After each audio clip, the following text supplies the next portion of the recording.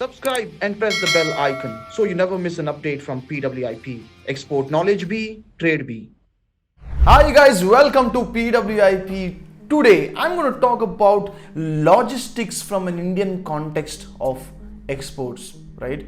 If I have to talk about logistics from India, I have to definitely mention one thing which is the most important of how India is actually placed on the geographically or on the map, right? You see, the advantage of India is that it has three sides covered with water. On the east coast there are ports, on the west coast there are ports, and then we have the south, right?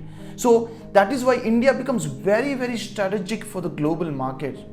Now this means that you know that there is a port in Kolkata, there is Kakinada, there is Vizag, there is Chennai on the east coast. There is ports like Mundra, Kandla, Mumbai, Mangalore, down south, Tuticorin, right? So this becomes a very big advantage for India, because from here, say reaching to ports like Colombo, Singapore, Malaysia on the Southeast Asian side, or Africa, or the Vietnamese and Chinese waters are very accessible from the east coast. At the same time, a ship from Mumbai or from Mundra port reaches a Middle East port in just 2 or 3 days. That's a very big advantage for India, my friends. And further south from the Middle East, right, the African markets and African continent is very closer as well, right? This puts India at the very important spot.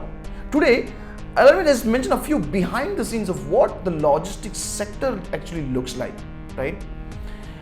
So when you have these ports on both the coast, whether your product, whether be it a food or a non-food product, whether you are at south or north or west or east of India, you have road access to all of these ports, right?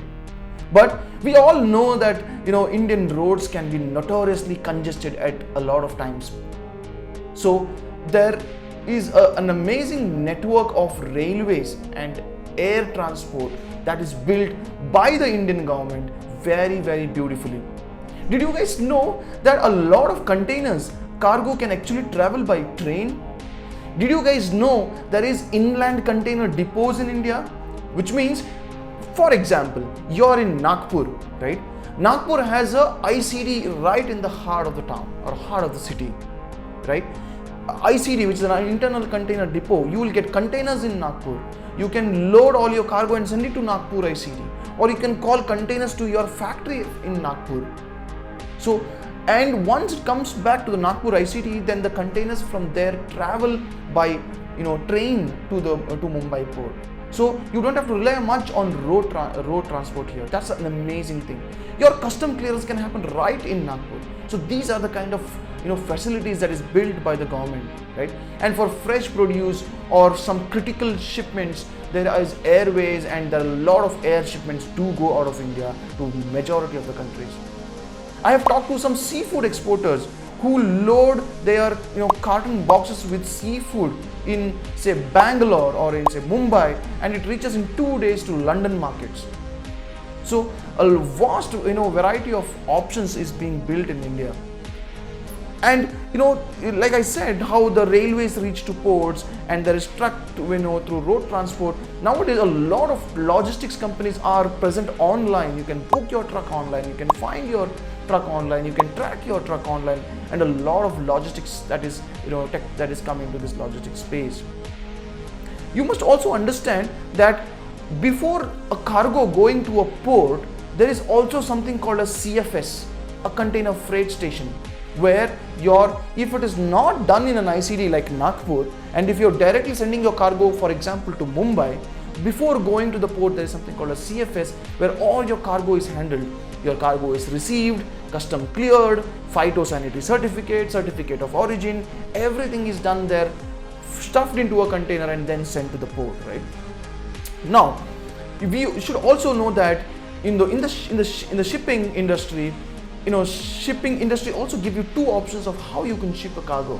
You can ship it through containers. You can load all to the containers, and the container gets loaded onto a vessel, Or you can book an entire vessel or a part vessel and directly load your bags or your boxes directly into the ship without using containers, which is called bulk or break bulk shipments. That happens majorly a big port in Kakinada in the east coast, and a few other ports also handle these kind of cargo handling, right?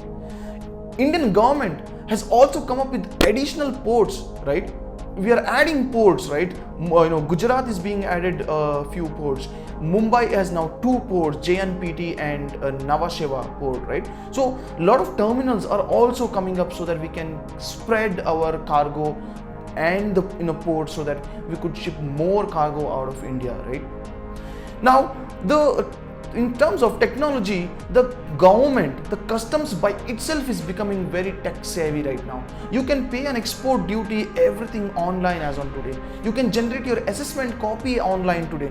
So there's a lot of things that happens in the government itself, which is a lot more digitized from the past. Even the shipping line, once your cargo is sailed, you can track your ship, you can track your cargo, when could be the possible ETA, etc., etc. Isn't this an amazing thing that's happening in the logistics industry, and of how cargo and Indian shipments are handled right here in India, my friends? So it's much easier compared to the past. You have a lot of visibility when it comes to exports from India, my friends. I hope you have liked this content. If you have any question in your mind, any topic that you want me to cover from the export context, do please leave your comment here on this video. Thank you so much, friends. Bye.